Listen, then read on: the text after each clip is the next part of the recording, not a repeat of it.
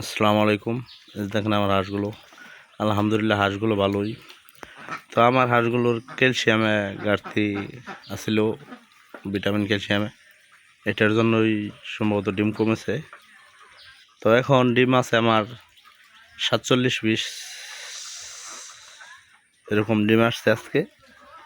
Daily দৈনিকই 6-7টা করে কমতেছে। এখন 47 পিস হয়ে থামছে, থামে না এখনো। এখন বলতে পারতেছি না কয়টা পারে। হয়তো ক্যালসিয়ামের ঘাটতি আসলে, এটার জন্যই আপনাদেরকে আমি রেগুলার ভিডিও দিতে পারি না, সবসময় আমি ভিডিও দিই।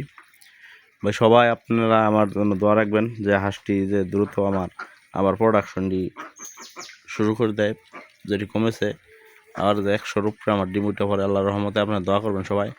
আমি দেখি এখন ভিটামিন ক্যালসিয়াম আর ভালো মানের খাদ্য খাওয়া নিয়ে চেষ্টা করবো। আগে রিজেক্ট খাদ্য আমি চালাইতাম, এখন রিজেক্ট খাদ্য চালাবো না, আমি দানও দেবো না। এখন শুধু খাবার চালানোর চেষ্টা করবো ইনশাল্লাহ। আপনারা সবাই দোয়া করবেন, নতুন খাবার, একদম ইনটেক খাবার চালাবার চেষ্টা করব। এই যে,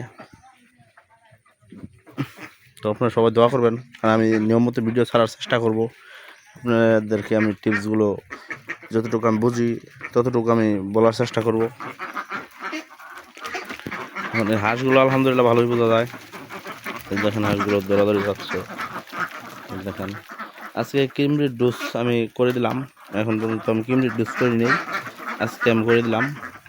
তো ইনশাল্লাহ কিমরির ডোজ করছি। এখন দেখি AD3 চালানোর আশা আছে, রাত্রে AD3 চালাবো সারা রাত। এখন আমি কিমরির ডোজ করে দিছি, তো এখন AD3 বা ক্যালসিয়াম এগুলা, জিঙ্ক এগুলো আমি চালানোর চেষ্টা করব।